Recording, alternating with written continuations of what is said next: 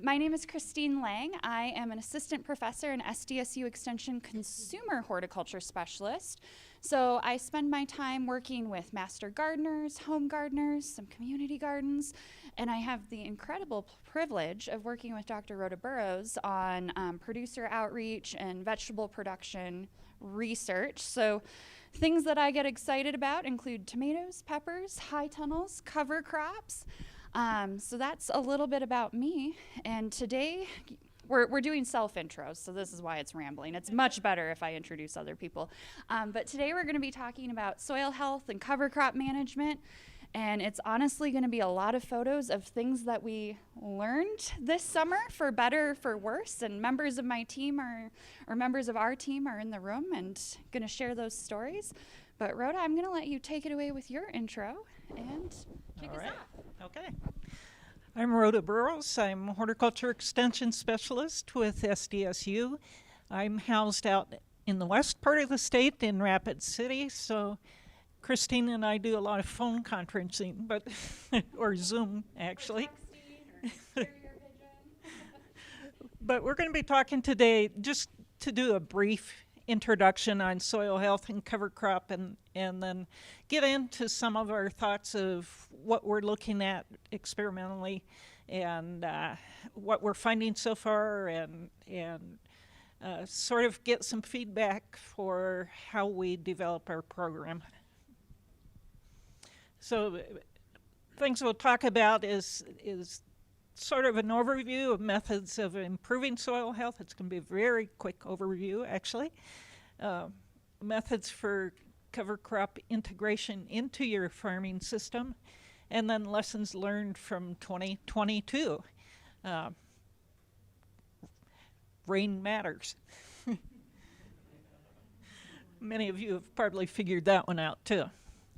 So just as a quick overview on thinking about our soils and comparing fairly typical ag land with prairie. And you see bacteria numbers are pretty similar. Now that's numbers. Diversity may be a totally different issue. Generally on prairie we see a much wider diversity. Why would that matter? Because just like with our human bodies, it's important what kind of bacteria we have in our gut. For plants, it's very important what kind of bacteria are around the roots. And so if you have a very narrow range of bacteria, you're less able to withstand disease, less able to get nutrients, and so forth. So that's one of the things that we look at with soil health. Fungi is probably the most obvious one when we look at this. If you're doing a lot of tillage, it's breaking up fungi, so you end up with fungi that can stand being broken up, and you get very little mycorrhizae. In a healthy prairie soil, you're going to have hundreds of yards, and notice this is in 1 teaspoon of soil. So you can have hundreds of yards of mycorrhizal fungi in just 1 teaspoon of soil. So that's something that, one of the reasons why we're starting to try to get away from tilling the soil all the time and leaving it alone and keeping it covered, which we'll talk about a little bit as we get into some of our ideas. And then nematodes, some are parasites on plants, some are not. Some are parasites on fungi. So you can have beneficial nematodes as well as ones that cause plant disease. And so there again, we see much broader diversity in a prairie soil than in ag land. And the closer that we can move our ag land into what a prairie looks like, probably the healthier the whole system will be. Yes? If you were to add carbon to that up there, comparing where we're at today Right. in carbon soils that are particular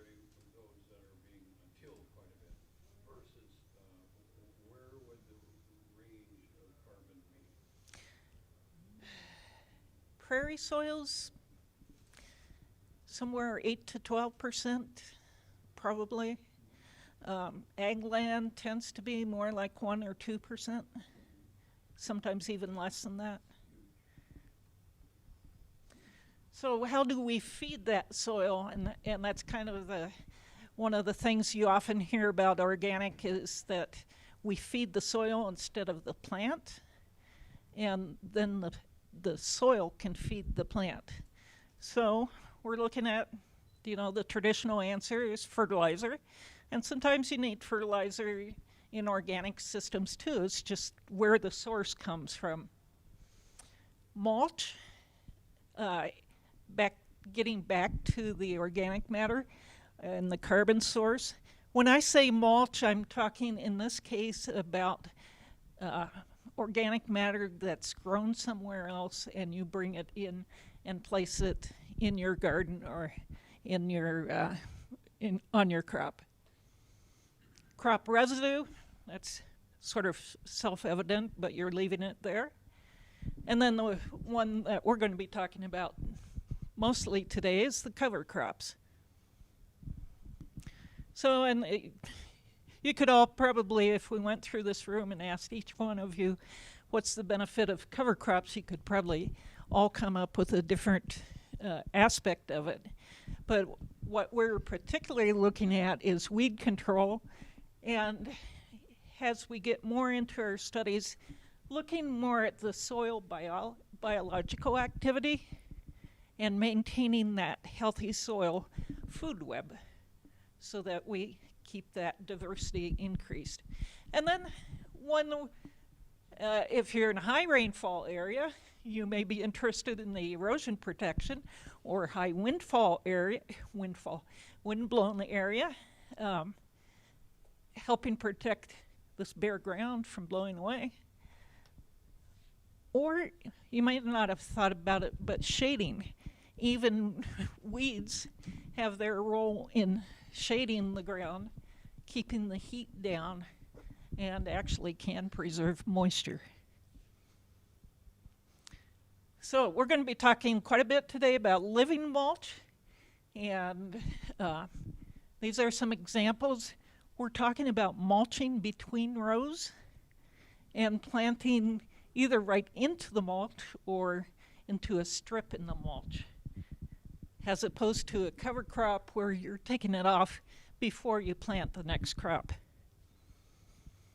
So just some points about that. One of the reasons why we might do a living mulch is because you've got roots in the ground for a longer period of time continuously.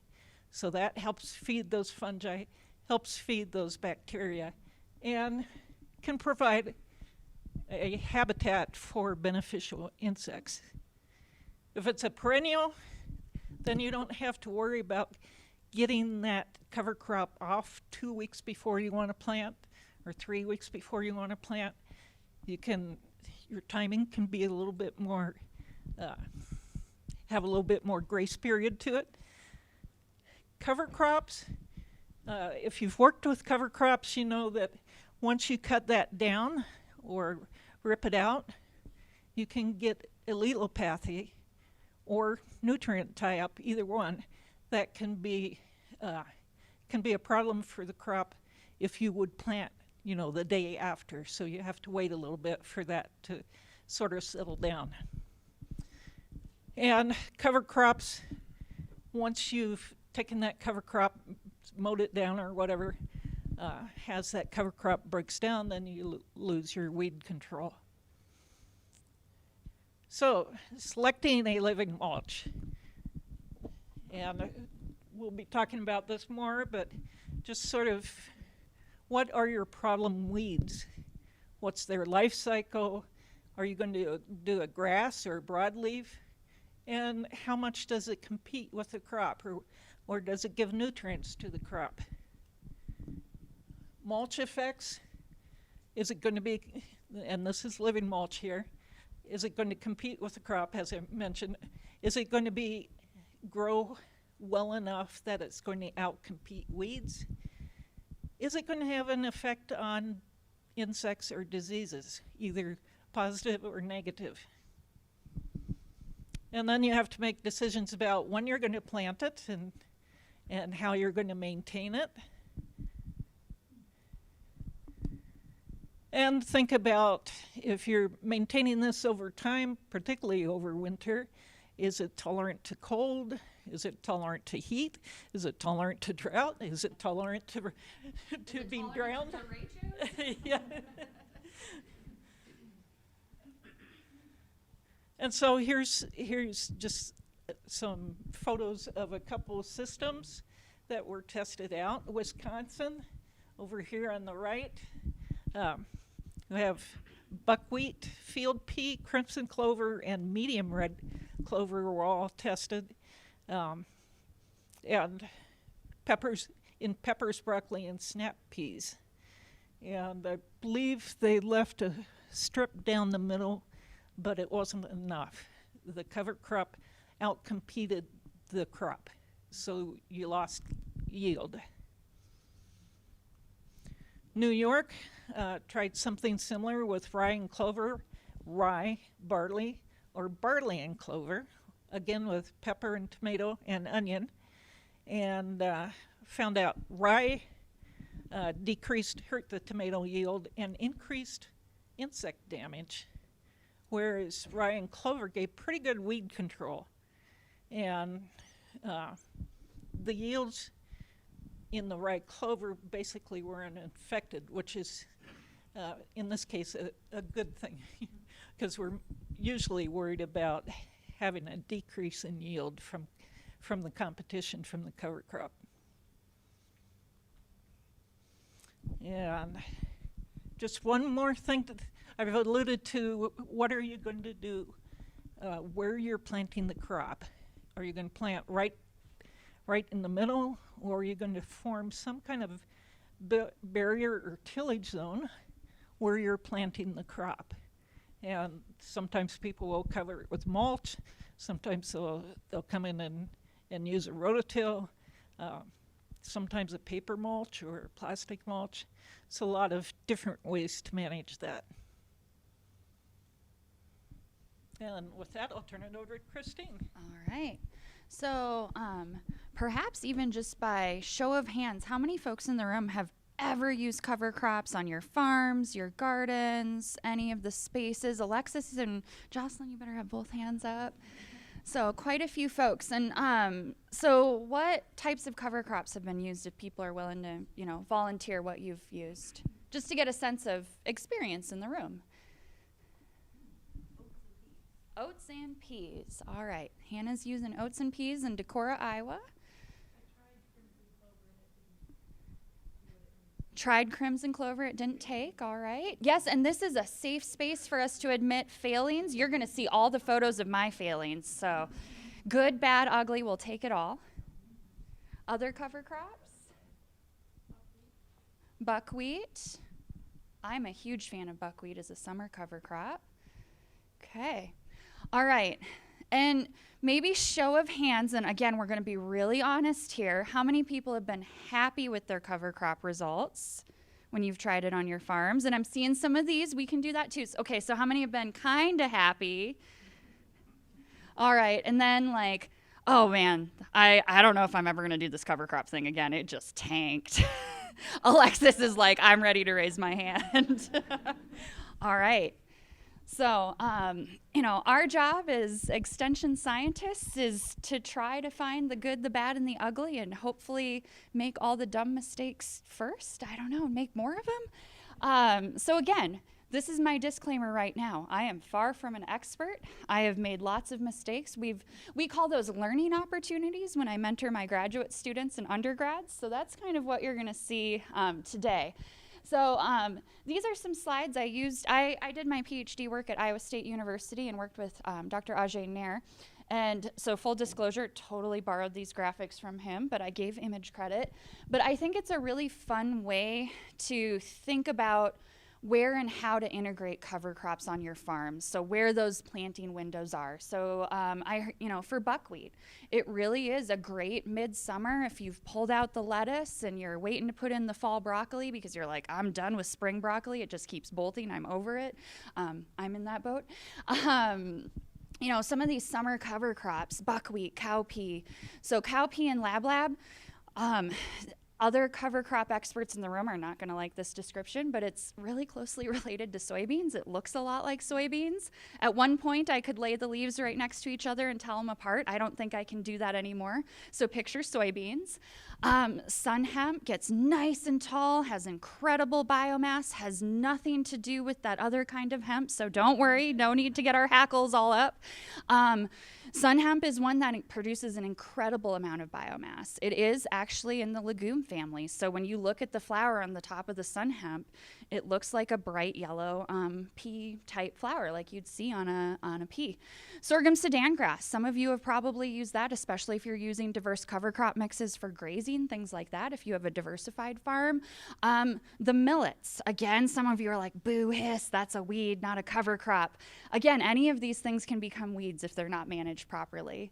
And even oats. They can be a midsummer cover crop. We typically use them more in the fall and the spring. They can germinate in some really cool soils like 40, 45 degrees, which makes them a great companion crop for establishing some of the others. So again, if you're looking for some ideas to start with, one of my favorite cover crop mixes, it was a high tunnel that, we got it reskinned late. We didn't get in there right away at Iowa State, and we're like, all right, we're just going to prepare for the fall season.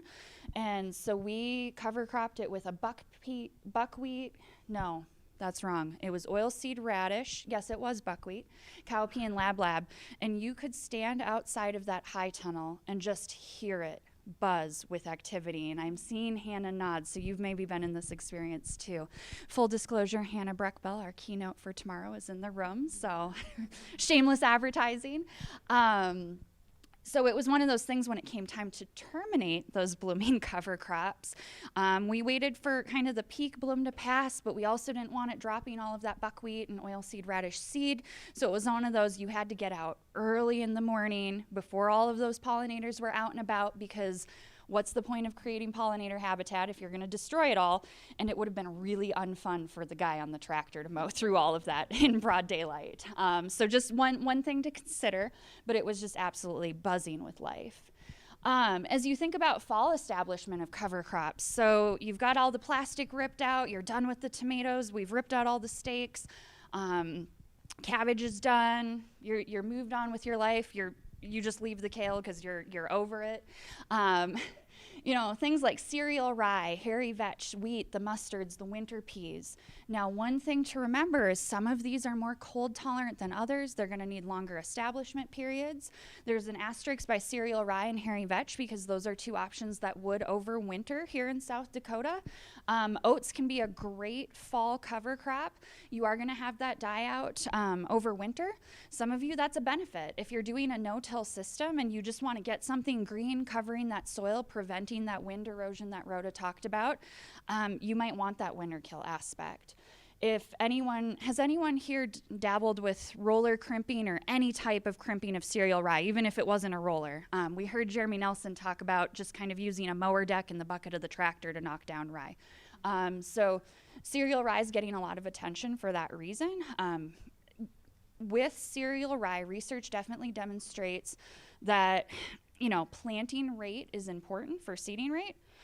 Earlier planting is more important for tillering and getting incredible biomass production so that you can get 8,000 to 10,000 pounds of cover crop biomass per acre. When you press it down, if you're going to use a roller crimper, you want that 8,000 to 10,000 pounds of plant biomass so that you can get enough of a mulch that you're actually covering the soil and you don't have weeds growing through, and then you have a worse mess, because there are, on the large scale commercial ag side of things, there are some of those high residue cultivators that I am far from an expert on and can do amazing things and maybe do a rescue operation in a crimped and rolled rye. But if you don't have a tool like that at your disposal, you're going to want enough biomass to stop weeds, or you maybe just created even more work for yourself. And finally, that spring establishment period. How can we get that soil covered when, you know, the rains are coming? In theory, the rains are coming. I'm not sure anymore. You know, keep things covered, especially ahead of, you know, the squash, the pumpkins, some of those warm season crops that you might not be putting in the ground until late May or early June. And I realize I am using like East River perspective on my planting date language. So Rhoda, if you're like, no, we plant the pumpkins in July, or we don't even plant the pumpkins out here, you just start throwing stuff at me and correct me. But again, these are those cool season cover crops that are gonna germinate in those 45, 50 degree soils. They're not gonna germinate and grow as quickly as they will in the 55, 60, 65 degree soil, but you can at least get something growing and potentially get a jump on the perennial weeds and outcompete some of those summer annuals is really what you're trying to do. And clovers make it on this list, and clovers ended up being the cover crop of interest for us. So I'm gonna take a breath. Questions about any of those 3 slides? Okay, all right. So some of you maybe know, some of you don't. I have been in South Dakota for a little less than 2 years. I am originally from Minnesota, so I'm a Midwesterner. I get cold, I get snow, I get crummy weather. It seems to follow me wherever I go in South Dakota, so I apologize for that. The snow yesterday might have been my fault, not sure. But when I arrived, I tried to start visiting with gardeners and farmers and pay attention to the inquiries. Some of the most interesting inquiries were, after 2 years of not traveling because of COVID and we're going on vacation. What cover crop can I put over my garden? And we're just gonna like hop in the camper and leave for the summer. I was like, that sounds awesome. Can I come? But so there were folks, you know, from home gardener all the way up to farmers. How do we integrate cover crops? What works? Again, I recognize we have a very wide variety of soil conditions and growing challenges in a state like South Dakota. More so, you know, Iowa, we can just put anything in the ground in Iowa and it'll grow. I don't know why they complain about things, right? Although in the driftless region, you're hitting a lot of rock too, I'll give you that. So there were some discussions about cover crops. And there's been some ongoing discussions from Midwest research groups and in farmer circles about what does living mulch actually look like? How do we make this successful? I want to start, before we go any further down this road, I was visiting with another farmer from Iowa, and she was telling me about her living mulch study this summer, and she's like, living mulch is something that you really want it to work. And then we went on to discuss the things that did or did not go well in both of our respective studies. So this is a study designed to look at cover crops. We've got our campus location, so we do have a specialty crop field in Brookings, South Dakota. A few of you have been to our field day. We now host an annual field day in September, so would love to have you if you are up for a road trip. We also have a research site in Beersford, South Dakota, south of Sioux Falls, about half an hour. And that's a really great farm site because we've got livestock and agronomic crops, and now we've got some organic vegetable or transitional organic vegetable fields. And I should not go any further without doing a few acknowledgments. So we're really grateful that we have a USDA Specialty Crop Block Grant administered by Danner. Of course, I have Rhoda Burrows as a wonderful collaborator. Alexis, I'm gonna embarrass you, stand up and wave at everybody. Alexis Barnes is our graduate student, so nothing I'm about to show you would have been possible without her and her hard work and her assistance from Jocelyn Faussert. Jocelyn, who is an agronomy and horticulture assistant at the Beersford farm, and we had a wonderful team of undergraduates. And we also had 2 wonderful on-farm research collaborators. Bud and Peggy, you want to give a wave? Some of you might have heard Bud and Peggy talk about high tunnels. Again, so we could get a little further west in the state instead of just being in that eastern corridor. All right, so we started with, in research, I would have loved to have asked about 10 questions. Like thinking about that chart that Rhoda showed with all the different questions we can ask about living mulch. But for my sanity, we had to boil it down to a few key research questions so that we didn't have 300 plots and Alexis would never get any sleep. So we started with what clover would work best. Red and white clover have been used in quite a few research studies, so I wanted to know, how is this going to work in South Dakota under different growing conditions? And then through conversations with a seed company called Go Seed and one of their soil scientists, they had this white Kira clover cross, and they were really curious about how it would perform. We were very curious because, as you can see, we've got a biennial, 2 perennials, and we have red clover with that nice deep taproot. We have the white by Kira cross, so that has the rhizome, so that's going to spread with below ground stems under the soil surface, versus that white clover has the stolons that are going to actually crawl over the surface of the soil. So that has some different implications for where and how water is used, what layer of the soil profile it's coming from. And with red clover, that's typically going to be the tallest of these plants. At one point, we were thinking about including sweet yellow clover, and Rhoda's like, that's a weed, West River, don't use that. No one's going to take you seriously. So we replaced that with the white by Kira cross. And of course, having a no clover bare ground treatment as our control for the research study. So the second question was, how do we manage this living mulch? Rhoda showed some pictures of, corn and different crops being planted right into that clover. So I consider that kind of a punch planting, if you will. There's a lot of competition with that. So what will this look like if we have 30-inch wide strips, which just so happens to match a BCS tiller? That was kind of convenient. I know some folks, if you're just getting started, you might just start with a walk-behind tiller of, 18, 24, 30 inches. Not all of us have a tractor. I don't really have a tractor for my research program. So for those of you who are like, I just have a walk-behind tiller, we feel your pain. We understand. So we looked at, what does it look like if we don't use any landscape fabric and we just till a 30-inch wide strip and we leave it, maintain that as bare ground. So we're gonna be hoeing and hand weeding. No fabric, no till, so that would have been, we're basically just gonna mow over this cover crop plot and we're gonna plant into it. So that's the true living mulch treatment. Landscape fabric plus tillage. We went back and forth on, do we pull raised plastic mulch beds? Full disclosure, I don't have a plastic mulch layer yet. And the other thing is, as many of you know, with pulling plastic mulch, you're usually doing some form of tillage to successfully install that, build the raised bed, throw the soil so that it doesn't blow away in the South Dakota winds. And we thought, well, that's not going to allow us to ask the question, what does fabric do if suddenly we have tillage where we didn't want tillage? The other thing is, all of these beds were then level with the soil surface. They were all irrigated and fertilized the same. So that's why we didn't use raised mulch beds in this case.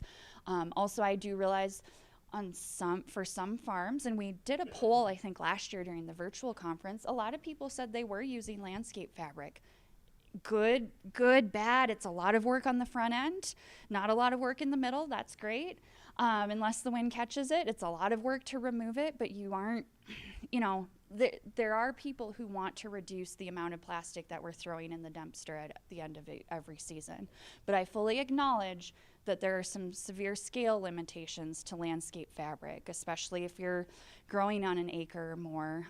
Pulling plastic mulch beds might make more sense for you. So before anyone picks on me, why didn't you use that as a treatment? I just wanted to share why. Yes. The third location, let's see. Peggy's address, or the farm address, is technically Midland, but it's closer to White River. It's got a Belvedere phone number. The third location is Cedar Creek Gardens. So you kind of go south of 1880 town exit. And I'll have some photos of Bud and Peggy's farm. They did use pulled plastic mulch. And the third research question, how do different cash crops perform? As you look at each of these crops, they're planted at different times of year. They have different growing habits and height. What implications does that have for planting in the clover cover crop?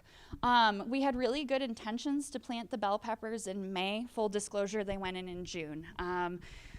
We got done planting at Bud and Peggy's. I found out I had COVID the next day and thankfully did not tank their farm operations. We were very grateful for that.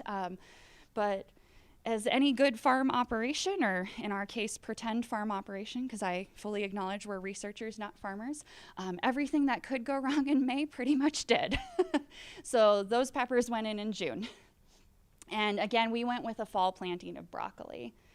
And I'll be walking through some of the specifics of each of these trials and the results. And then, how is this idea going to work on a real farm? And that's where Bud and Peggy came in with Cedar Creek Gardens.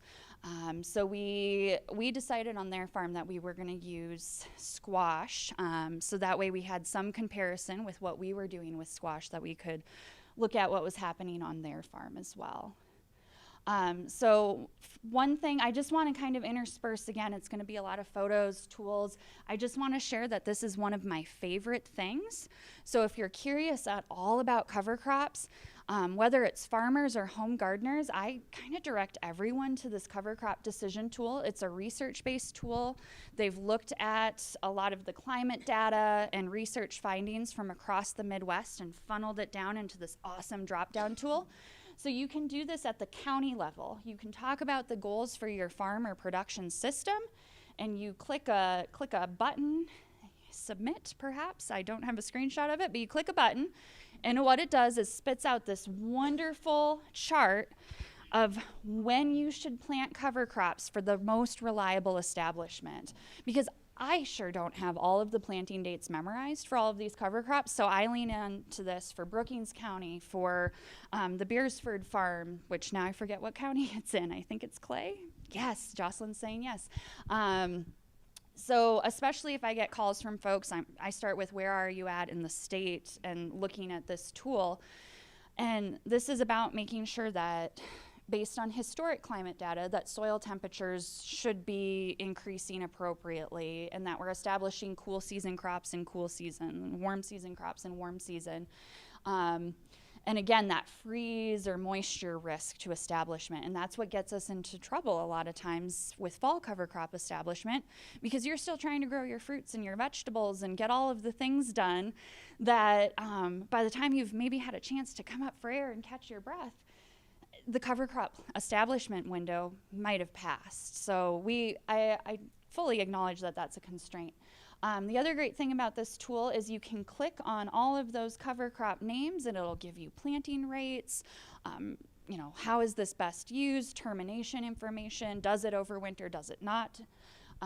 So again, just it's one of my favorite things, so I try to share that whenever I can.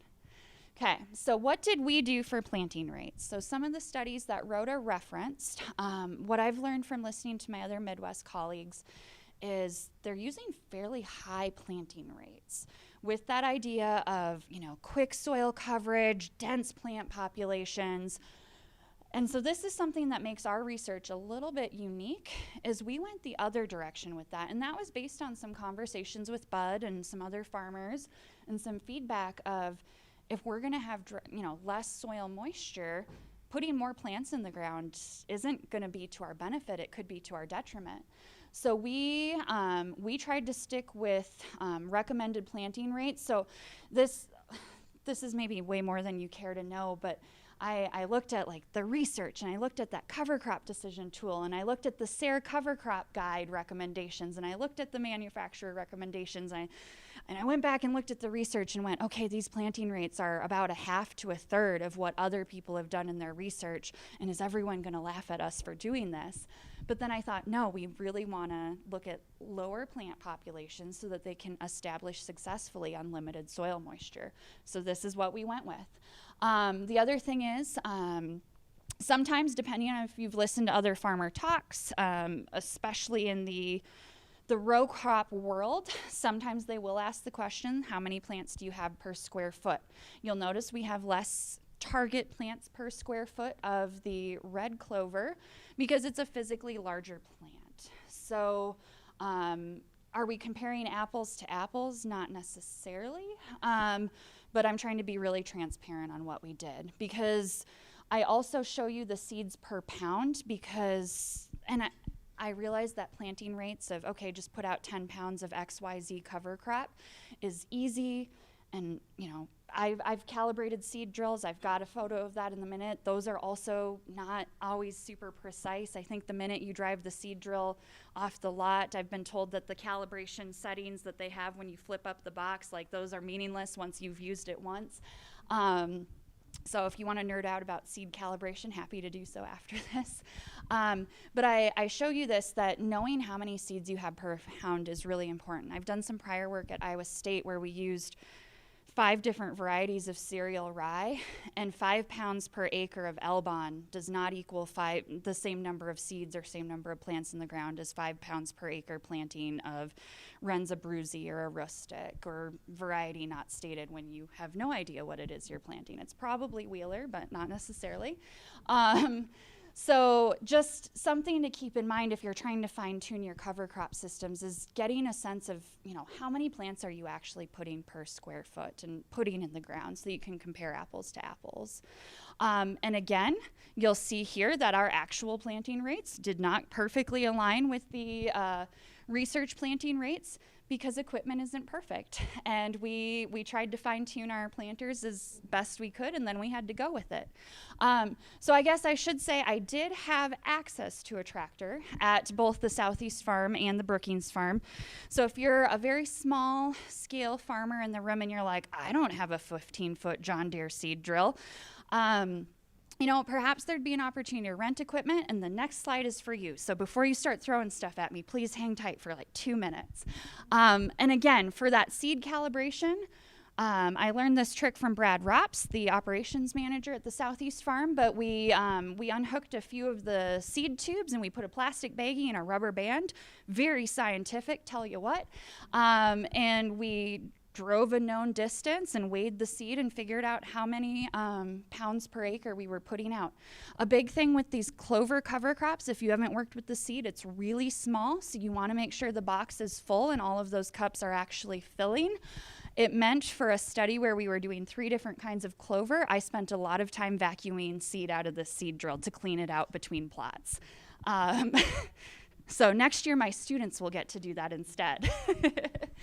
And in Brookings, we used a 5-foot plot seed drill. It was really interesting to visit with my small grains research counterparts because they're very used to kind of doing very small plantings of, you know, 100 different varieties of wheat to test. And I'm like, no, I want like solid blocks of cover crop. But we met in the middle and made it work. So some other ways for planting cover crop seeds. If you can get, you know, a small 5, 8, 10-foot drill, things like a tie drill. We used this implement. This was called a Gandy drop seeder. The great thing about that is you can pull it behind something like a side-by-side, or depending on how ambitious you or your work crew are, sometimes it's faster to just walk the thing across your field if it's not too bumpy. So again, a great small-scale option for broadcasting seeds. Using something like a cone seeder. If you are going to be broadcasting seeds, I do definitely recommend have some sort of a drag, or then we're going to insert a tillage pass potentially, but have something to help with that seed to soil contact. It is really important. The research shows that. My own failings have demonstrated that. And again, depending on what scale you're on, something like one of those little hand crank seeders, it does work.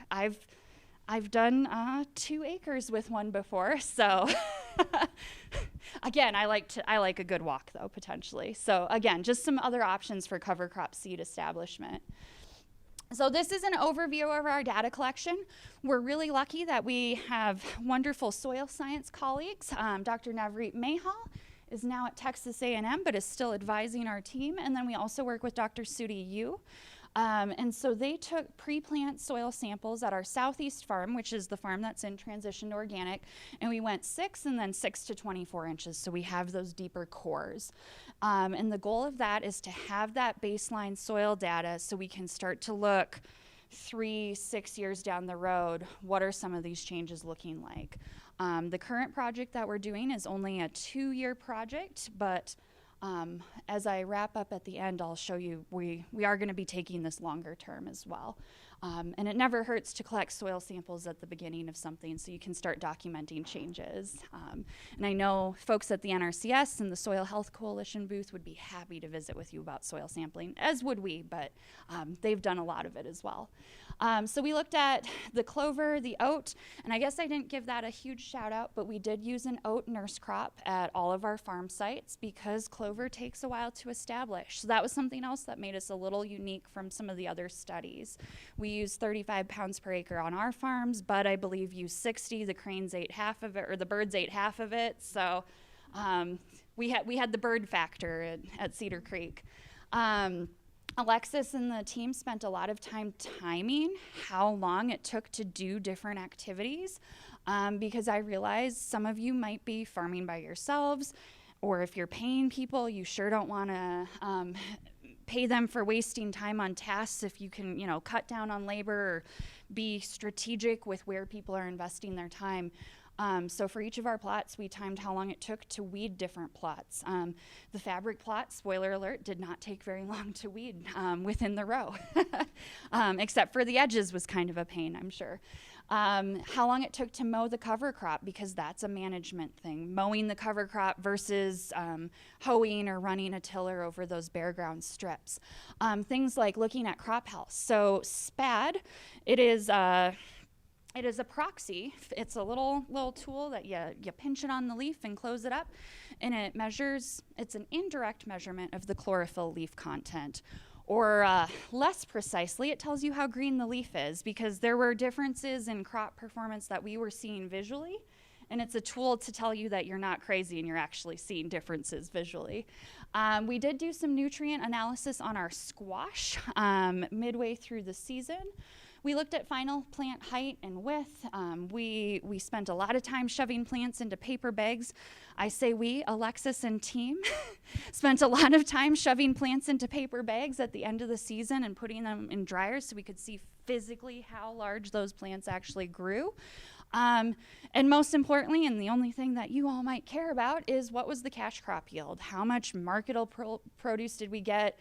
How much was non-marketable? And why on earth did that happen? Yep, we did.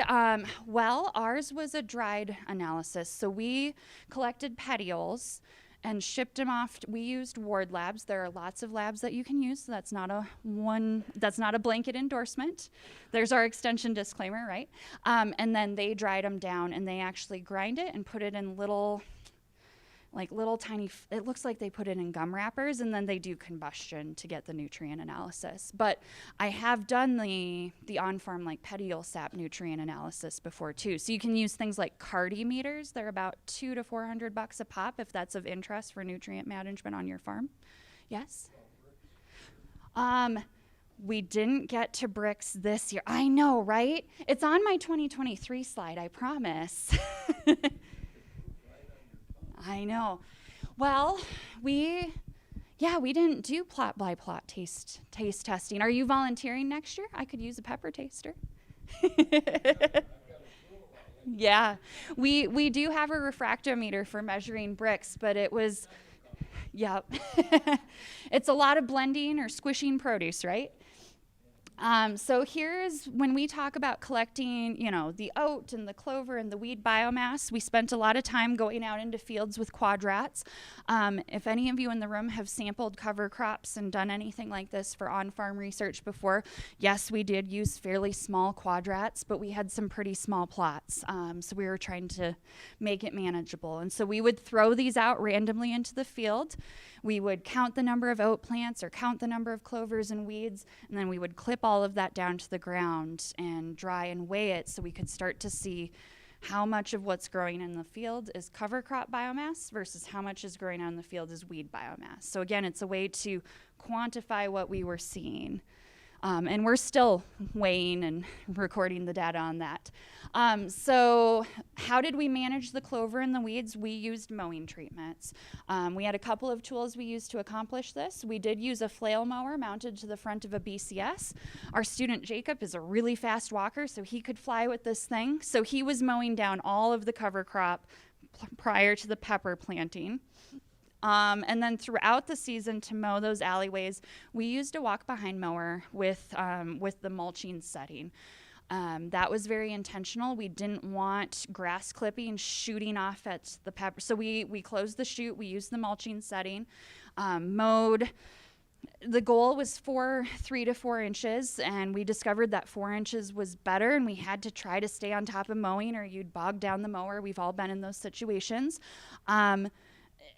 Yours truly messed up on the plot layout when we planted our cover crop fields. So just something to think about if you want to use, like a walk behind flail mower, make sure your alleys are actually wide enough that you can use it. I ended up having to shorten up our row spacing by 6 inches, and that was just enough that we could not get the flail mower down the rows, and that's why my students ended up using the push mower with the mulching setting instead. And I think they're over it, but when I asked for feedback on what should we do differently next season, this very student was like, you really need to fix those row spacings so we can use that flail mower more. But one thing to think about if you are using living mulch, or just if you're mowing down the weeds that get out of control because maybe you don't have the implement to do the cultivation or you're trying to avoid tillage, I had it pointed out from a pathologist at Iowa State that anytime debris, we're shooting dust or plant material or mowing debris at something like a pepper plant or our vegetables, we might be causing nicks and cuts and things. Those become points of disease entry. So just something to think about that we were trying to manage for. So our in-row management, for any of those plots that got the tillage strips, it was 2 passes with the BCS. Worked pretty well in May because we had actually had some rainfall, so the soil had dried down enough that you could work the field.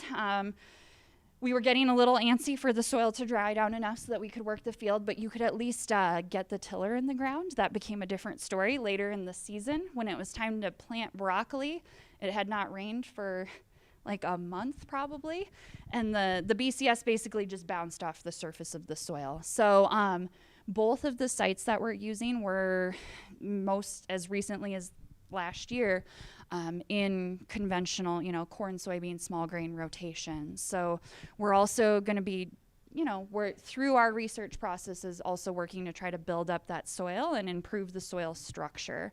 And we, again, the team spent a lot of time pre-burning holes in woven ground cover. And if anyone's interested in how we did that, it was wooden, like plywood templates with 3-inch holes in certain spacings, and a lot of propane torching to pre-burn all of that fabric.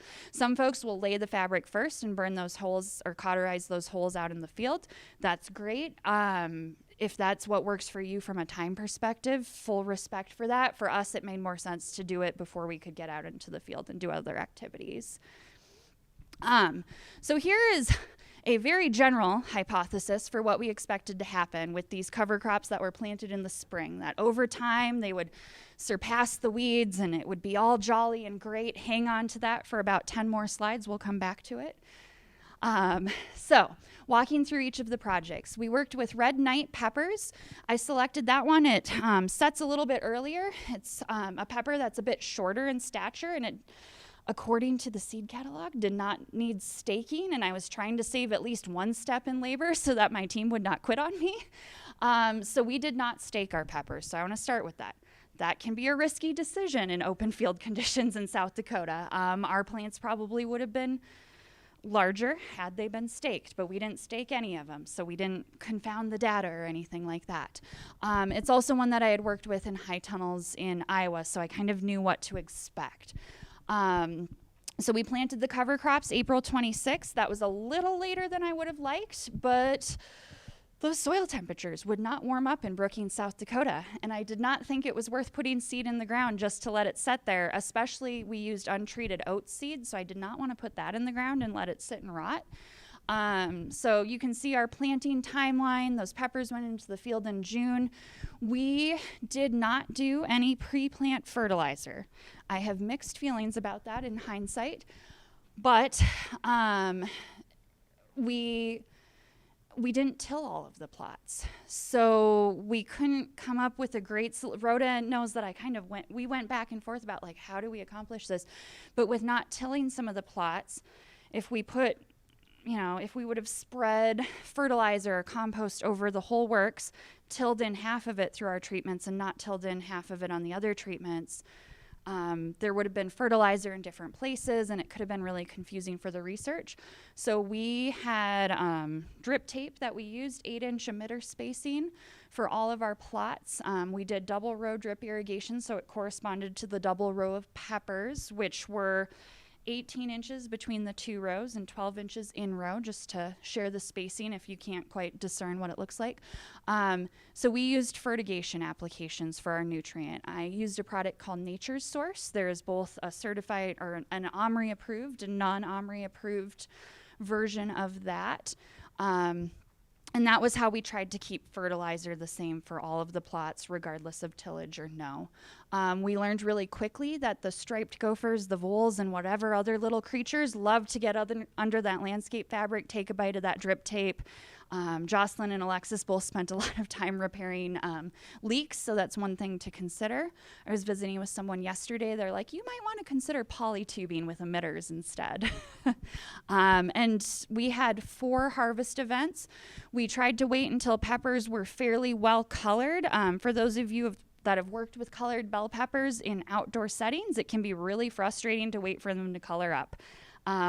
You can get a lot of sun scald while you're waiting for them to color up. So there are definitely some advantages to doing this in a high tunnel. Just an overview of the plot. Again, some tilled, some no tilled. Our bare ground plot still needed to be worked with a little bit. But again, it ended up looking like a patchwork quilt. So for every individual crop we tested, we had 64 different plots, and these plots were each 12 foot in length, and we had 20. This plot here would have 20 peppers or 20 broccoli in it. And here's a plot overview. In August, the cover crops were establishing.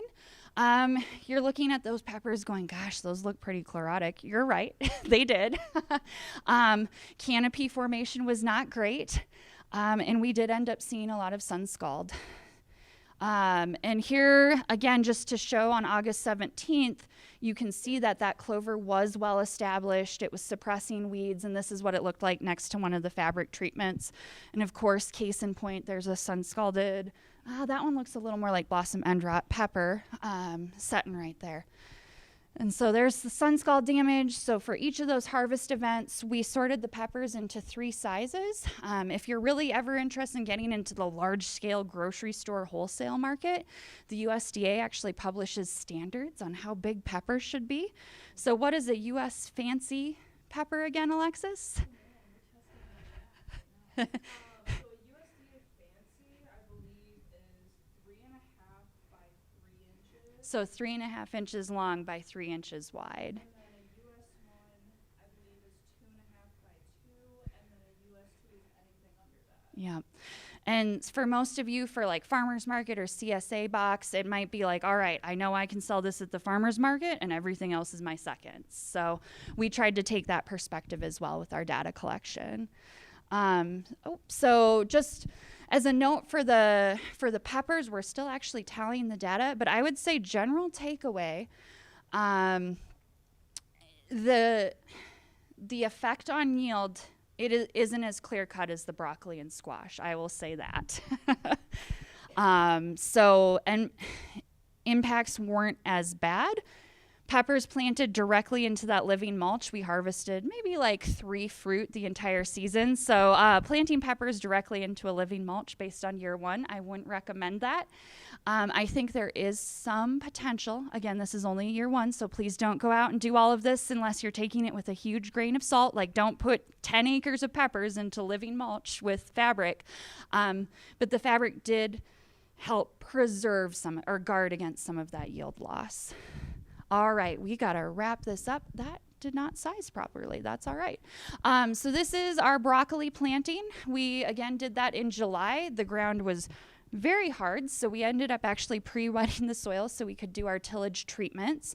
One thing I want to call out for broccoli, the farm site we were at, we had about a 3-foot fence around the entire vegetable field to keep the jackrabbits out. Did that successfully. Meanwhile, we could see that the deer were looking at that fence and going, oh yeah, we're totally just going to walk right over that. they did at the end of the season. So we ended up installing a Protect Net row cover, and I'll have a photo of that on the next slide. That was primarily to guard it against deer feeding, and it also did help. In theory, it was going to give us some protection from the grasshoppers, but yours truly ordered the pins for pinning down row cover, the plastic handheld pins. Those are great if you have amazing soil structure and it's not a drought and your soil is not rock solid.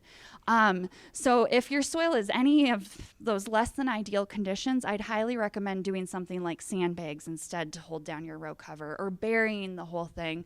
But with broccoli, we knew we were going to be opening different plots at different times.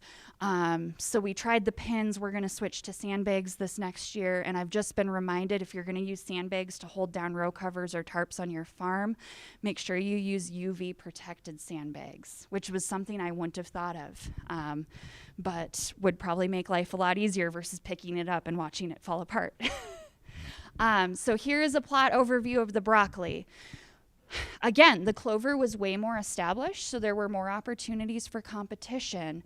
The size difference between the bare ground broccoli plots and any of the mulched plots became really evident. So I don't even need to show you the canopy width data on that. You can see it. And again, this is what we ended up doing with the row cover, but we found that the grasshoppers got up and underneath. And this is what that bare ground tilled 30-inch strip looked like next to that living mulch. Again, we're doing a great job of suppressing weeds, preventing soil erosion, but at the detriment of the broccoli. We did get some beautiful heads from our bare grounds plots and a few from the other plots. So listening to Jeremy Nelson talk this morning, he talked about the sprouting broccoli, where it's just going to set a bunch of florets along the stem and you're not waiting for a head. If I could change something about this study, I would maybe switch to that instead, because you're not waiting as long to produce for the plant to produce a big, large broccoli head. But because it's research and we said we're going to do it for 2 years to be credible, so we'll have a leg to stand on, we'll have to do the same thing next year and see what happens. So this is the number of broccoli heads that we got from 20 plants in those plots. Again, this is the bare ground. We did really well. This is that Kira white clover cross. This is that red clover. This is that white clover. You can see that the tilled fabric helped, but we still had way less heads of broccoli. And I realized that for all of you, if you've got a CSA box or a farmer's market or a restaurant waiting on it, you kind of need to get 18 to 20 of those 20 heads of broccoli that you were expecting. So a cautionary tale, again, from year one. So moving very quickly into jester squash. Again, everywhere I go, it rains. It was not supposed to rain the day we harvested squash, and then it downpoured. So there you have it. Completely different growing habits. So we knew that there might be some competition between the vining squash and the living mulch cover crop.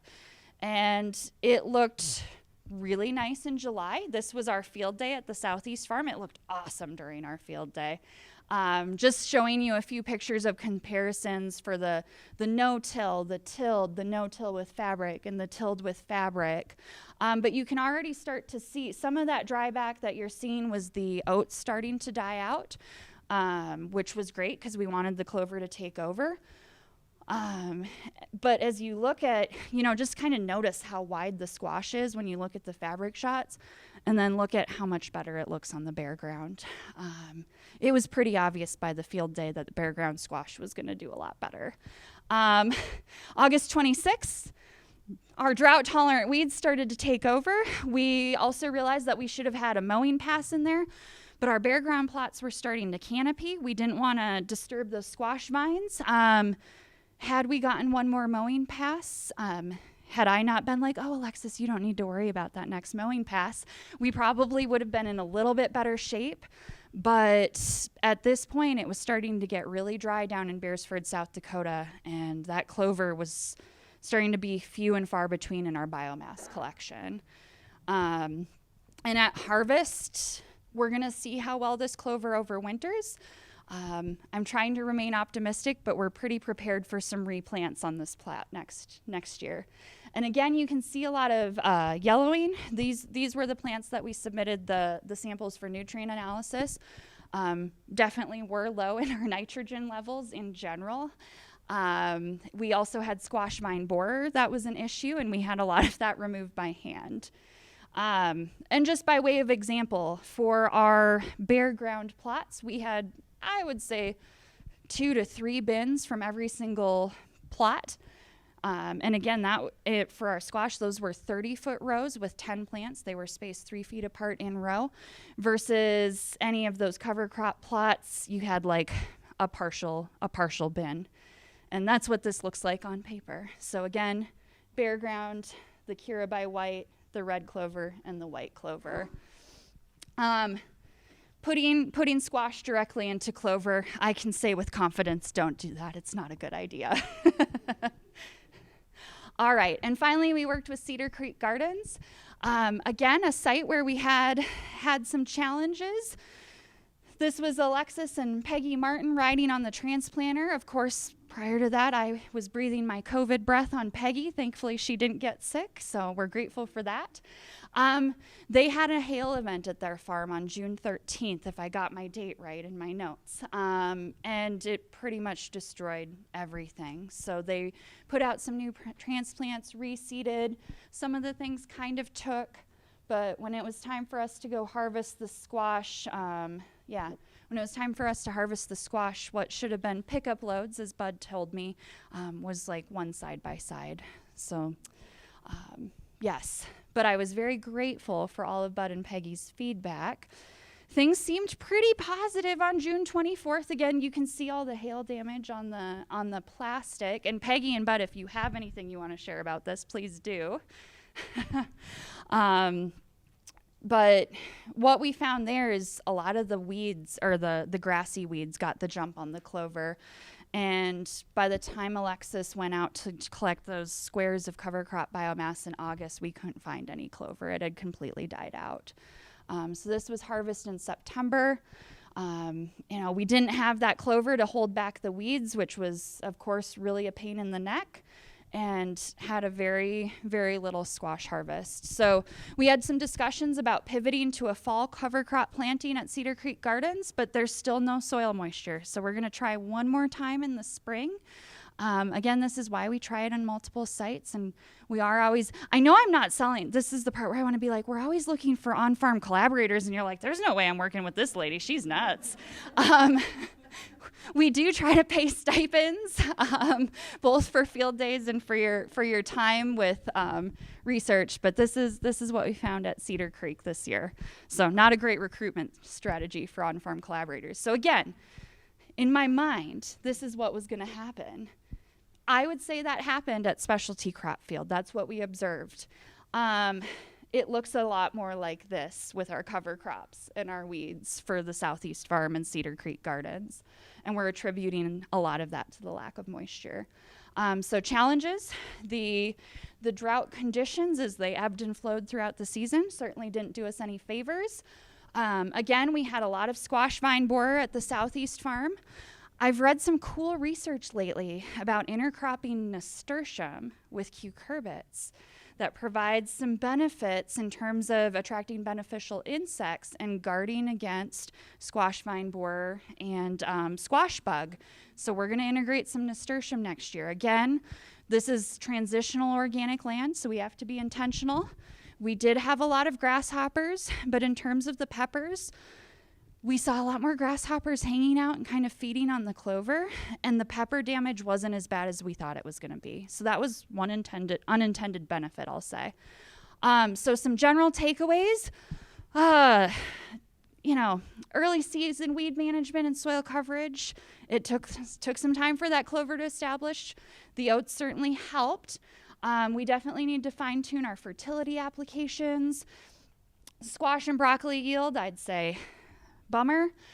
Pepper yield, slightly less of a bummer.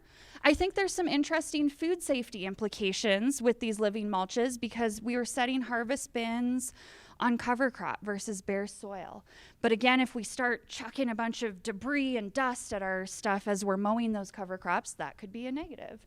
Again, we're kind of moving around when some of the labor happens, and it just depends on what tools do you have. Is it faster to have someone run a mower down over those cover crops?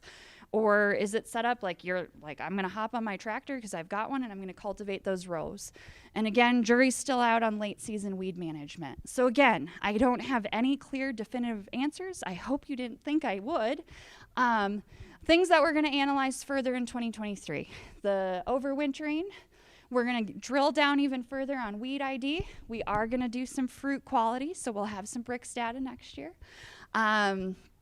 And we kind of did it anecdotally, just paying attention to the pollinators, but I think it'd be really fun to get some sweep nets out there. Alexis actually has some soil arthropod research experience, so we'd like to understand more about what's going on in the soil. And we're going to work with our colleagues in Ag Biosystems Engineering. If I can get my ask in before some of my other colleagues, they have some soil moisture and temperature probes, because it'd be really interesting and helpful to understand soil moisture impacts. Can I ask you, but will you have some evaluation from soil microbiology in terms of beneficial bacterial Yeah. and fungal? That's a perfect segue for this question. So our current study, our little old specialty crop block grant, we did not have the funding for all of that analysis, but we have a larger funding source through a USDA organic transitions grant, working myself, Rhoda Burrows, Dr. Sudi Yu. We have an economist on the team, and we're going to start looking at those biological impacts, and that is going to be a 4-5 season study. So we'll start to see what those changes look like. One of those cover crop things that I brought, in the front page there's about 40 or 50 different research Yep. things that have occurred, all about soil health. Yep. So they're free, they're Yep. beneficial. Yep. Yeah, and we really do want to tie this to soil health. And I realize I've kept you for way too long. We'll be happy to stick around. I want to call out, yes, there's some free resources from many of our vendors, including a green cover seed. I do want to say there's a limited stack of these on our SDSU Extension booth. As Peggy puts it, this is the production Bible, if you will. So if you haven't picked one of these up yet, I would ask that people grab one per farm household, just because I do have a limited edition. But there's some wonderful production information here. If you want some more notes on our research study, this is on our extension table at the back. And if you're like, I really just love paper when I think about cover crops, I encourage you to look at some of the SARE resources. And last but not least, and here, let's give you my contact information, both of us. If you're like, oh, I'd love to come to one of these farm field days because I like standing in the rain when I tour farm fields, because it does rain when I plan field days. Or if you need me to plan a field day on your farm, feel free to come up here, write down your name, your farm name, and your email, and I'd be happy to send you next time we do activities. Thanks for sticking with us, folks. Rhoda, it was a pleasure co-presenting with you, and you all deserve a break before the next session, and we'll just stand up here and take questions one-on-one. So thank you so much. Have a great day.